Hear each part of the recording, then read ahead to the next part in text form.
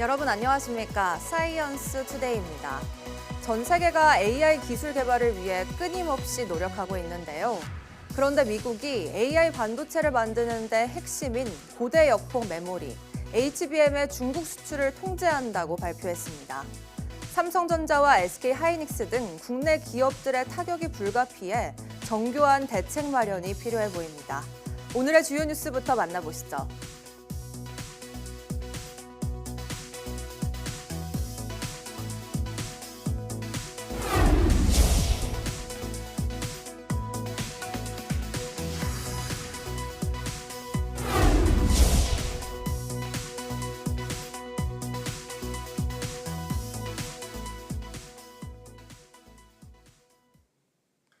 오늘 아침 서울이 영하 2.4도까지 내려가면서 다시 영하권 추위가 나타났습니다. 기상청은 밤사이 북쪽에서 찬 공기가 유입되면서 중부를 중심으로 어제보다 기온이 10도 이상 크게 떨어졌다고 밝혔습니다.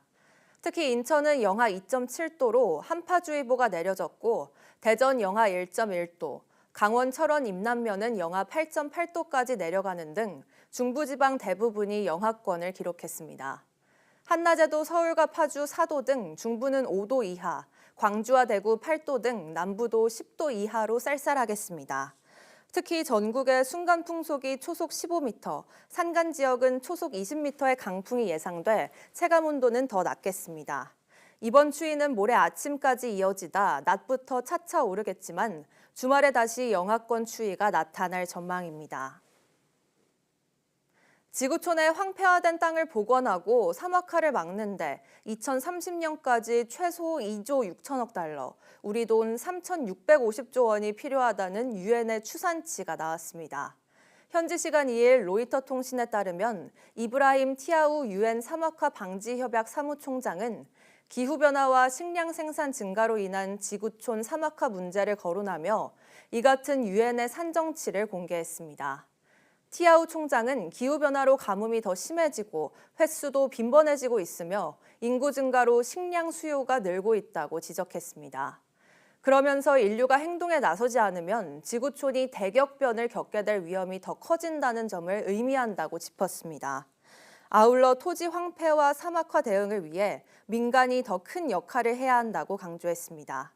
특히 손상된 토지 복원을 위한 자금의 6%만 현재 민간에서 나오고 대부분 기금은 공공에서 충당한다며 토지 황폐화의 주요인이 민간의 식량 생산 때문인 만큼 이들이 더 많은 책임을 져야 한다고 역설했습니다.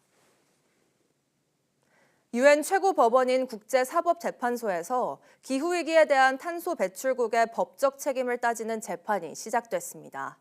세계 각국과 국제기구 100여 곳이 출석해 입장을 밝힐 예정으로 기후위기 대응에 중요한 이정표가 될 전망입니다. 김도원 기자입니다. 날로 심각해지는 기후위기 문제가 국제사법재판소 ICJ 법정에 올랐습니다. 지난해 유엔 총회가 기후위기 대응에 관한 재판소의 의견을 요청한 데 따른 겁니다. 해수면 상승으로 나라가 사라질 위기에 처한 태평양 섬나라들은 주요 탄소 배출 국가에 국제법에 따라 책임을 지어야 한다고 호소했습니다. The survival of my people and so many others is on the line. We trust in the wisdom of this court to uphold the principles of international law. 재판소가 판단할 쟁점은 두 가지입니다. 기후위기를 막기 위해 각국이 국제법적으로 어떤 의무를 지는지, 중대한 환경 파괴를 일으킨 국가는 어떤 법적 책임을 지는지입니다. To impose any obligations or consequences that go beyond or conflict with those contained in the specialized treaty regime on climate change would risk undermining the integrity of this regime. 2주 동안 이어지는 공개 신문은 세계 99개국과 국제기구 12곳이 출석할 예정으로 사상 최대 규모입니다. 미국과 중국 등 주요 탄소 배출국과 산유국이 총출동하고 우리나라도 참석해 입장을 밝힐 예정입니다. 재판소 밖에서는 환경단체 회원들이 정의로운 결정을 촉구하는 시위를 벌였습니다.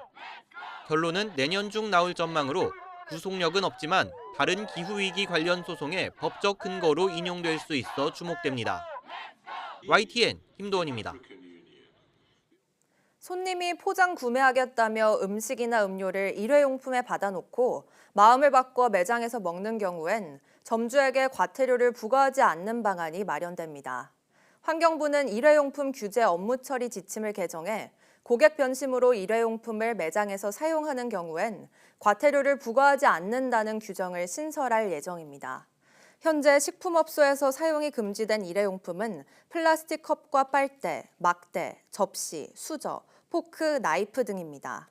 자원재활용법상 매장 이용객에게 일회용품을 제공한 사업주에겐 최대 300만 원의 과태료가 부과되고 있습니다. 이번 달부터 내년 3월까지 평일에는 서울 전역에서 저공해 조치를 하지 않은 배출가스 5등급 차량이 운행할 수 없게 됩니다.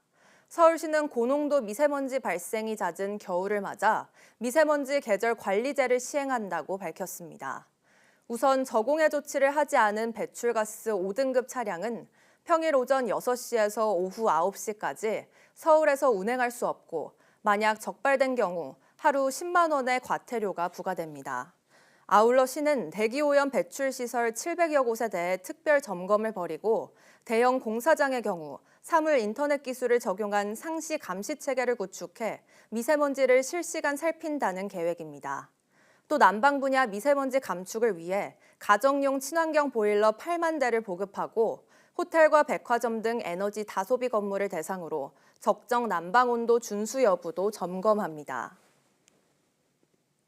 정부와 의료계 대화 창구였던 여의정 협의체가 출범 20일 만에 좌초하면서 의정 갈등은 다시 안개 속 국면을 맞았습니다. 어제부터 시작된 대한의사협회 신임 회장 선거 결과에 따라 향후 대정부 투쟁 수위가 결정될 전망입니다. 권민석 기자의 보도입니다. 비상대책위 체제로 운영 중인 의료계 최대 단체인 대한의사협회가 차기 회장 선거에 착수했습니다. 이틀간 후보 등록을 받고 다음 달 2일부터 사흘간 투표를 진행해 신임 회장을 선출할 예정입니다. 현재까지 강희경 서울의대 교수 비대위원장과 김태구 전국광역시도 의사협의회장, 이동욱 경기도 의사회장, 주수호 전 의협회장, 최한나 의협 대변인이 출마를 공식화했습니다. 5명을 성향으로 분류하면 1대4 구도인데 온건파라는 강 위원장마저 정부의 태도 변화를 우선하고 있습니다. 의정 갈등 해법을 다룬 여의정 협의체가 3주 만에 중단된 악재 속에 누가 되더라도 조속한 의정대화 복원을 기대하기 쉽지 않은 이유입니다.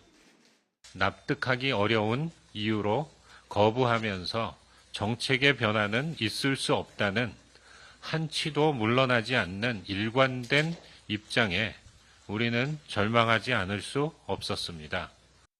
또 의협 비대위원인 박단 전공희 대표는 2025년도 의대 모집 정지가 최선이라고 거듭 주장했지만 대통령실 고위 관계자는 YTN과 통화에서 수많은 기회를 줬는데도 돌아오지 않은 책임과 손해는 전공의와 의대생 몫이라고 선을 그었습니다. 내년 초 뽑히는 의협 차기 집행부가 이 같은 극명한 인식차를 극복하고 사태 해결의 동력을 마련할 수 있을지 관심입니다. YTN 권민석입니다. 의정 갈등이 장기화하고 있는 가운데 모야모야병으로 투병하다 뇌출혈로 쓰러진 16살 학생이 응급치료가 지연되며 끝내 숨진 것으로 YTN 취재 결과 확인됐습니다.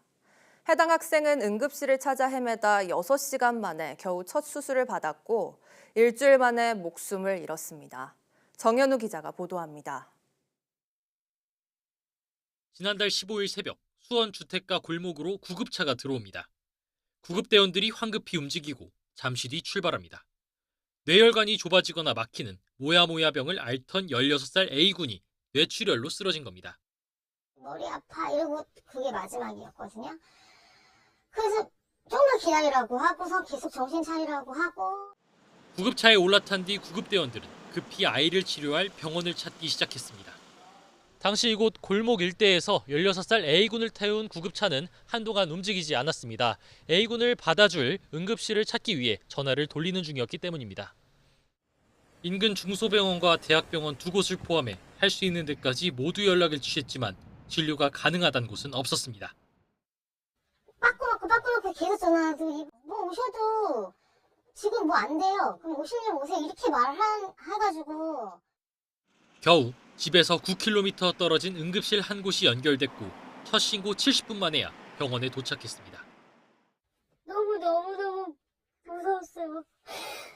이래서 잘못되겠다. 아무데도 안 받아주고.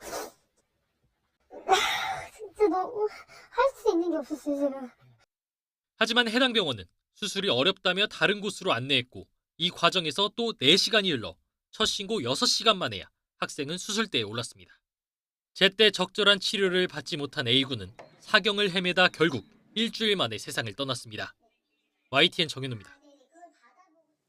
앞서 보도대로 뇌출혈로 쓰러진 A군이 수술대에 오른 건 첫 신고 뒤 6시간 만이었습니다. 치료 골든타임을 이미 놓친 것으로 보이는데 이 과정에서 대학병원 여러 곳도 이런저런 이유로 줄줄이 진료를 거부한 것으로 확인됐습니다. 이어서 신기혜 기자가 보도합니다. 모야모야병을 앓다 뇌출혈로 쓰러진 A군은 첫 신고 뒤 70분 만에 수원 권선구에 있는 병원에 도착합니다.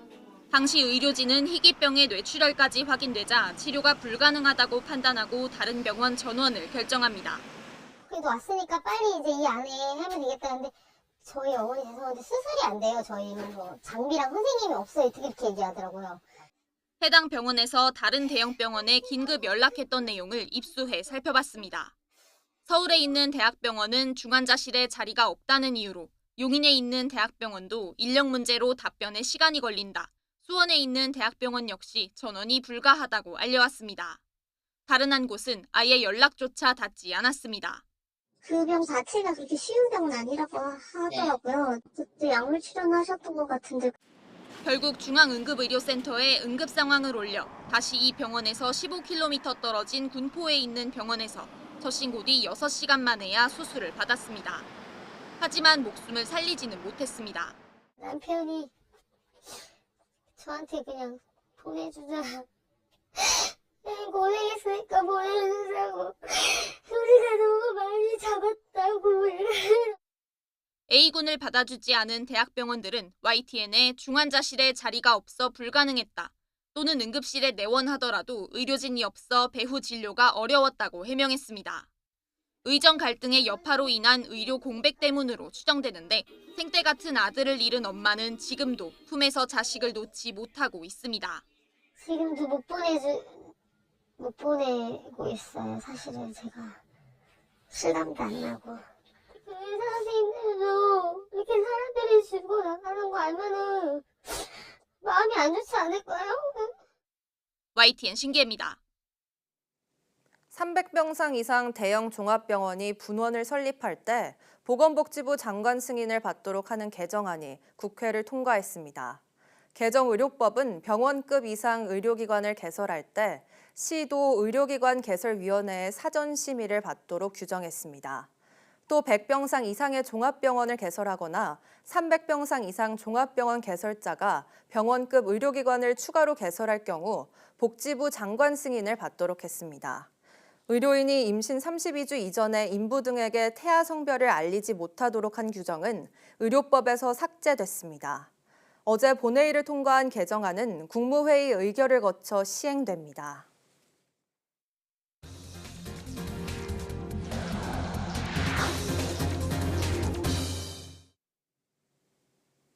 K-팝, K-푸드 등 다양한 분야에서 우리나라의 영향력이 나타나고 있는데요.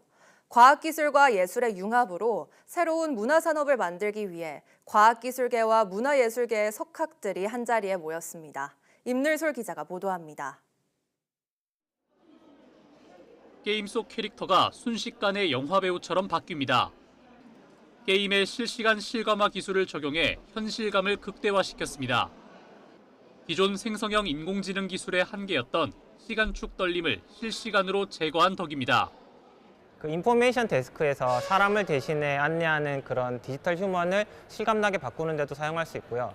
그리고 게임에 등장하는 3D 캐릭터를 영화같이 훨씬 실감나게 만드는 데도 사용할 수 있는 등 과학기술과 예술의 융합으로 새로운 과학 문화를 만들고 인류의 더 나은 미래를 찾기 위한 행사가 열렸습니다. 이번 행사에는 과학기술자는 물론 문화예술 분야 관계자 2천여 명이 참석했으며 이전 강연과 체험 전시, 비디오 투어 등이 마련됐습니다. 전문가 강연과 함께 다양한 문화예술 공연도 이어졌습니다. 과학과 문화의 융합 무대로 인공지능 아바타 무용과 버추얼 아이돌 이터니티의 EDM 퍼포먼스가 펼쳐졌고 테크아트의 미래 발전 방향을 논의하는 토론회 장도 열렸습니다. 이 축제는 단순히 과학기술자와 아티스트의 뿐만이 아니라 두 장르가 만나서 새로운 산업을 만들고 또 새로운 문화를 창출한다라고 하는데 큰 의미가 있다고 볼 수 있겠습니다. 이번 행사를 통해 첨단 문화기술, 융복합 문화산업의 활성화는 물론 새로운 한류 K-테크 아트를 선도할 수 있을 것으로 기대됩니다. YTN 사이언스 임늘솔입니다. 내년 1학기부터 도입하는 인공지능, AI 디지털 교과서 실물이 처음으로 언론에 공개됐습니다. 학생들과 상호작용하며 학습할 수 있다는 장점의 이면에는 AI 챗봇 오류 가능성 등에 대한 우려도 있는데요. 발행사 측은 개선했다고 밝혔지만 확인에는 한계가 있었습니다. 이문석 기자입니다. 중학교 1학년 영어 인공지능 교과서 중 하나입니다. 문장을 따라 읽자, 단어 정확성과 억양 등을 평가한 자료가 바로 표출됩니다. I'm practicing my dance moves. 네, 이와 같이 음성 평가 결과를 확인할 수 있습니다. 교사 기기엔 학생들이 수행한 과제 점수가 드러납니다. 개개인은 물론이고 학급 전체가 어느 부분이 취약한지 한눈에 확인할 수 있습니다. 내년 1학기 처음 도입하는 AI 교과서 중 2종이 처음으로 언론에 공개됐습니다. 이런 참여형 요 컨텐츠의 정답률이 제일 낮았으니 다시 한번 해주는 게 좋아요라는 얘기와 그다음에 관심이 필요한 학생, 잘 못 따라온 학생들을 안내를 해줍니다. 교사와 학생이 직접 수업을 진행한 게 아니라서 장단점을 발견하는 데 한계가 있었습니다. 교육부와 발행사들은 AI 챗봇 오답변 가능성이나 기기 간 오디오 간섭 문제 등 그간 제기된 문제를 대부분 개선했다고 강조했습니다. 하지만 AI 교과서 구동으로 인한 교사의 업무 증가 우려나 서체 교과서와 호환성 문제 등 지적엔 시원한 답변이 나오지 않았습니다. 이거마저도 도입을 하지 않는다면 사교육에 계속 좀 뒤지는 공교육에 대한 국민들의 신뢰를 다시 가져오는 계기가 어렵다고 저희는 보고 있어서 교육부는 한국교과서연구재단 누리집에 AI 교과서 76종을 올려놓고 교사들이 직접 다뤄볼 수 있게 하겠다고 밝혔습니다. 또한 오는 13일부터 15일까지 일산 킨텍스에서 열리는 교육혁신 박람회에서 실제 교사와 학생 간 수업을 누구나 볼 수 있게 시연할 계획입니다. YTN 이문석입니다. 방송통신심의위원회가 이번 달부터 텔레그램을 해외 불법 정보 차단 협력 대상 플랫폼에 포함하기로 했습니다. 방심위는 딥페이크 성범죄 영상물은 물론 음란물과 마약 등 다양한 불법 정보에 대해 신속히 시정 요청을 할 수 있는 체계를 구축했다고 설명했습니다. 이에 따라 방심위의 협력 대상 플랫폼은 텔레그램을 포함해 구글과 유튜브, 인스타그램 등 모두 12곳으로 늘었습니다. 앞서 방심위는 지난 9월 텔레그램과 대면 회의를 연 뒤 디지털 성범죄 정보 삭제를 시작으로 시정 요구 목록을 확대해 시범 발송하고 삭제 조치 여부를 확인했습니다. 정권 교체를 앞둔 미국 정부가 대중국 반도체 수출 통제안을 발표하면서 인공지능 개발에 필수적인 고대 역폭 메모리 HBM을 규제 대상에 넣었습니다. 삼성과 SK가 사실상 세계 시장을 양분하고 있는 첨단 반도체여서 우리 기업의 피해가 우려됩니다. 워싱턴 권준기 특파원입니다.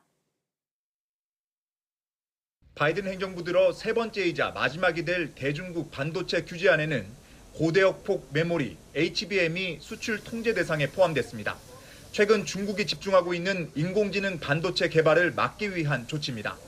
D램을 수직으로 쌓아 올린 고성능 메모리로 AI 개발에 필수적인 HBM은 삼성전자와 SK하이닉스, 미국 기업인 마이크론이 세계 시장을 장악하고 있습니다. 상무부는 미국 밖에서 생산된 반도체라도 미국 장비와 기술이 사용되면 규제를 적용하기로 해 삼성전자와 SK하이닉스가 만드는 HBM도 수출 통제 대상에 포함됩니다. 그나마 SK하이닉스가 생산하는 HBM은 전량 미국으로 수출돼 큰 영향이 없지만 삼성전자는 HBM 매출의 30%가 중국에서 나오는 것으로 알려져 피해가 불가피할 전망입니다. 바이든 행정부는 반도체 수출 통제 등 대중국 강경 정책이 트럼프 2기 정부에서도 이어질 것으로 내다보고 있습니다. The protections of our advanced technologies, these are things we're going to advocate continue because we think that they are not political issues. 이번 수출 통제안에는 일본과 네덜란드는 적용 대상에서 빠졌습니다. 자체적으로 미국과 비슷한 수준의 수출 통제 정책을 실시하고 있다는 게 이유입니다. 중국 정부는 바이든 행정부의 마지막 반도체 규제안에 강력 반발했습니다. 136개 중국 기업을 수출 통제 명단에 넣고 중국과 제3국 간 무역에 간섭하는 건 경제적 강압 행위이자 비시장적 방법이라는 겁니다. 또 글로벌 공급망의 안정성을 심각하게 위협할 거라며 필요한 조처에 나서겠다고 경고했습니다. 워싱턴에서 YTN 권중규입니다. 세계 최대 가전 박람회 CES에 참가할 중국 업체 직원들의 미국 비자 신청이 무더기로 거부당한 것으로 전해졌습니다. 미국 정부는 아직 공식 입장을 내놓지 않고 있습니다. 베이징 강정규 특파원입니다. 지난 1월 미국 라스베이거스에서 열린 세계 최대 가전 박람회 CES 2024. 코로나19 팬데믹 기간 참여가 주춤했던 중국 기업들이 대거 몰렸습니다. 모두 1,115곳이 전시관을 차려 주최국인 미국 다음으로 많았습니다. CES의 첫 글자가 차이나를 뜻한다는 농담이 나올 정도입니다. 凭借着提升全球的这个垂直产业链的整合优势，目前已经在全球具备了这样领先的，成为全球领先的科技集团。 그러나 다음 달 7일부터 나흘간 열리는 CES 2025에선 이런 모습을 볼 수 없을지도 모릅니다. CES 초청장을 받은 중국 업체 직원들의 미국 비자 신청이 무더기로 거부됐다는 보도가 나온 겁니다. 중국 관영 영문지 글로벌 타임스는 전례 없는 일이라며 정치적 동기가 의심된다고 지적했습니다. 홍콩 매체 SCMP는 트럼프 당선인의 10% 추가 관세 발언이 나온 시점과 맞물렸다고 짚었습니다. 中方一贯坚决反对美方泛化国家安全概念，滥用出口管制的措施，对中国进行恶意封锁和打压。 난처해진 CES 측도 미국 정부의 신속한 비자 발급을 요청한 걸로 전해졌습니다. 이번 행사에 참가하는 글로벌 기업 4천여 곳 가운데 중국 업체는 30%에 달하는 거로 파악됩니다. 개막이 불과 한 달 앞으로 다가온 만큼 비자 문제가 끝내 해결되지 못한다면 CES 2025에서도 중국은 다른 차원의 키워드로 남게 될 전망입니다. 베이징에서 YTN 강정규입니다. 미 반도체 기업 인텔이 겔싱어 CEO가 지난 1일 사임했다고 밝혔습니다. 인텔은 현지 시간 2일 최고 재무 책임자인 데이비드 진스너 부사장과 클라이언트 컴퓨팅 그룹 등을 이끄는 미셸 존스턴 홀트하우스 사장을 차기 CEO 선임 때까지 회사를 이끌 임시 공동 CEO로 임명한다고 밝혔습니다. 겔싱어 전 CEO는 18세 엔지니어로 인텔에 입사해 최고 기술 책임자까지 오른 뒤 2009년 회사를 떠났다가 2021년 CEO로 복귀했지만 재임 기간 실적 부진으로 경영난이 확대돼 왔습니다. 인텔은 1970년대 후반부터 50년 가까이 PC 중앙 처리 장치를 중심으로 반도체 산업을 지배해왔지만 모바일과 인공지능 등 변화에 뒤처지고 최근 중앙 처리 장치 분야에서도 경쟁력을 잃어왔습니다.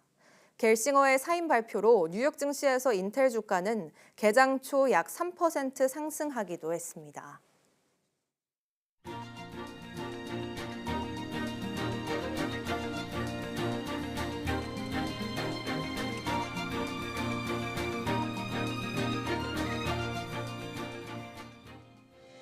(12월 3일) 오전 사이언스 투데이 마칩니다. 오후 뉴스도 많은 시청 바랍니다. 시청해주신 여러분 고맙습니다.